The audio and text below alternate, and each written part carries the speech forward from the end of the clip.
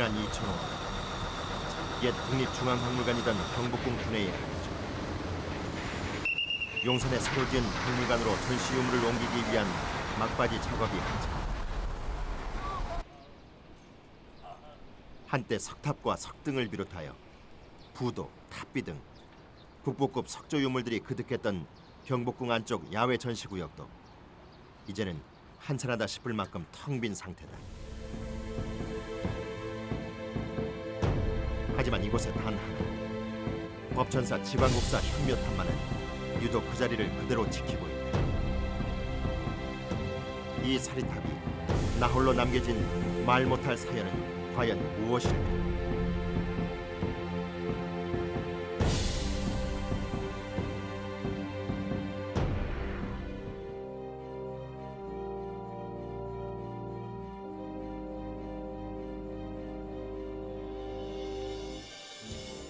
하지만 이 부도의 존재가 처음 드러난 것은 1911년 가을. 동경제대 건축과 교수인 세키노 타다시 일행이 서울에 왔을 때 그들에 의해 처음 목격된 장소는 엉뚱하게도 서울의 한복판인 명동 지역이었다.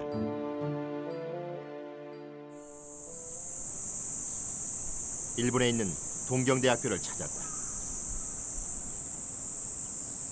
ここからスタートしてます。 이곳에는 세키노 타다시 일행이 남겨놓은 고적 조사 자료가 고스란히 남아있다. これは 보관함에서 조심스럽게 꺼내든 필드 카드. 이를 통해 그가 서울에서 목격한 석조 유물의 세부 조사 내역을 들여다볼 수 있다. 그야말로 일본인 골동상들의 전성시대였다. 그리고 서울 시내의 한복판에 지광국사 현묘탑이 그 모습을 드러낸 것도 바로 이 무렵이었다. 국립중앙도서관. 이곳에서 우리는 법천사 사리탑의 반출 과정에 대한 궁금증을 풀어줄 소중한 자료 하나를 찾았다. 이름하여 현묘탑 강탈 시말이 그것이다. 이 글을 쓴 사람은 후지무라 토쿠이치. 그는 통감부 시절 한 차례 추방 명령을 받은 사실이 있어 일본 관원들에게 대단한 반감과 분노를 지닌 인물이었다.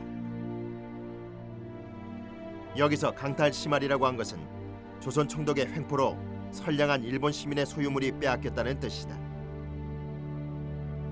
이 일의 발단은 1911년 중추인데 강원도 원주군 부론면 삼리 원촌 정주섭의 소유지 내에 있던 현묘탑을 발견하여 이를 매수한 것이 모리 무라타로 씨이고 와다 찌네이치 씨는 다시 이를 매수하여 명치정, 즉 지금의 무라카미 병원 소재지에 반입하여 공공연히 일반인의 자유로운 관람을 허용했으며 이듬해인 1912년 초여름경에 남미창정의 정원 내에 다시 이를 옮겼던 것이다.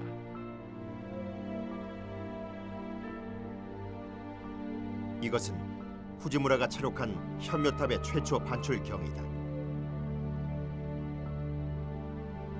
하지만 이 사리탑을 사들인 와다 치네이치가 일본 오사카에 거주하는 후지타 헤이타로 남작에게 되팔았고 이 사실이 알려진 것이 사건을 촉발하는 계기가 됐다. 이렇게 현묘탑이 일본으로 건너간 뒤 1912년 10월이 되자 국유지에 있던 현묘탑을 무단 반출하여 처분하였다는 죄목으로 모리와 와다 두 사람이 경무총관부에 소환됨으로써 현묘탑 사건은 표면으로 불거지기에 이른다. 여기는 일본 오사카에 있는 후지타 가문의 집터다.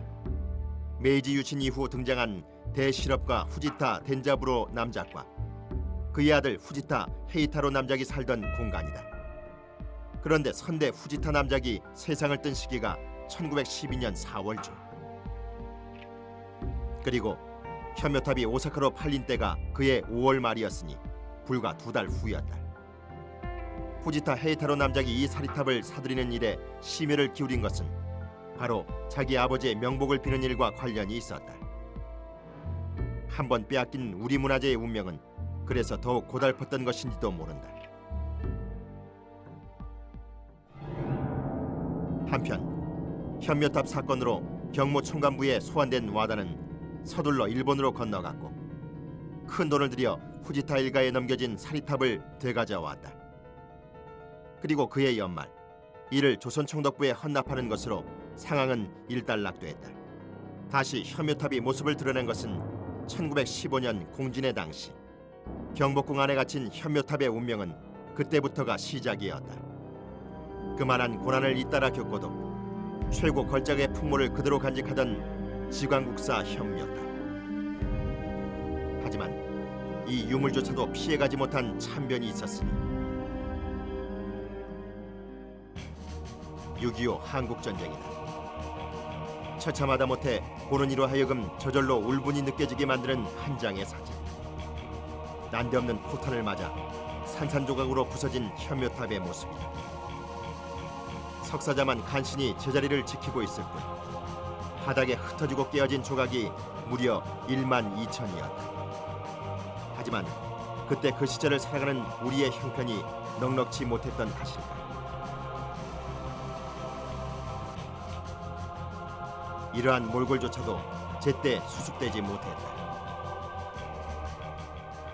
제가 이제 이 지광국사 현묘탑을 처음 본 것이 경복궁을 답사할 때입니다.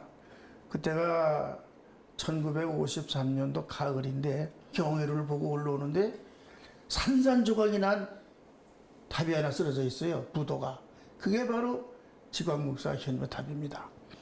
그리고 있는데 이제 한 번 신문에 난 걸 보니까 그때가 이제 월남의 고딘디엔 대통령인가 그분이 다녀가셨을 때 이승만 대통령이 경의로에서부터 쭉 걸어갈 때 그 산산조각 난 부도를 보시면 아닙니다. 그래서 수행원에게 이 파손된 것을 빨리 고쳐야 되지 않느냐 그 말씀이 있으셔서 즉각 착수하게 됐는데 그때 양철수라고 하는 사람이 있었습니다. 그때 이제 국립박물관에 유명하신 임천 선생이라고 그분이 이제 학예연구원으로 계시면서 벽화도 그리고 아주 공예적인 그런 솜씨가 많으신 그런 분인데 이제 그분들을 모시고 이것을 국가 사업으로 해서 복원해야 되겠다.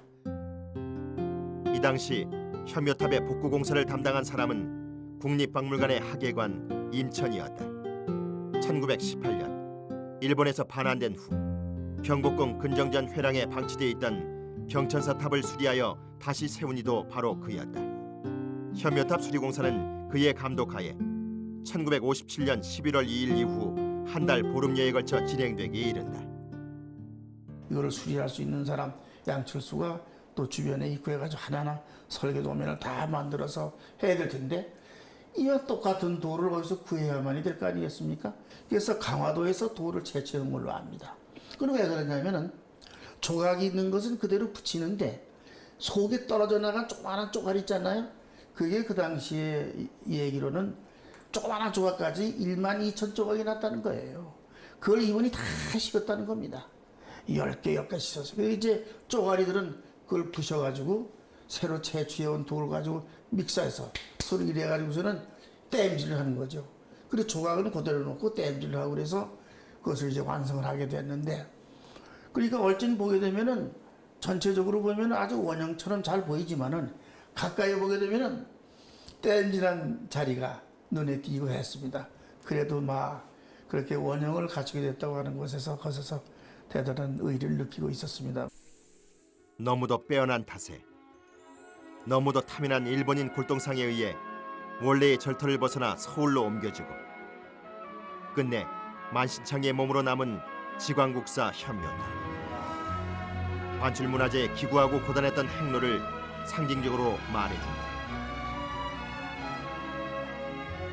지난 2005년 제출된 국립중앙박물관 야외전시문화재 이전 보고서에는 지광국사 현묘탑의 이전 예정 위치가 잘 표시되어 있다.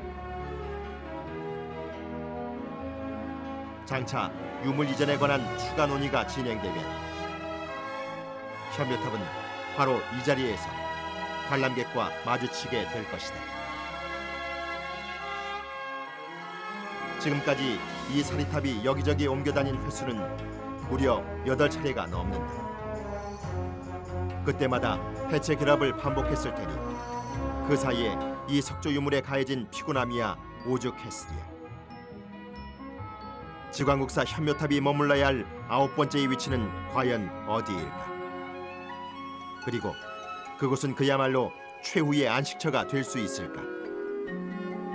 지금이라도 순환의 문화유산을 원래의 자리에 고스란히 되돌려 놓을 묘안이 우리에게는 정녕 없는 것일까?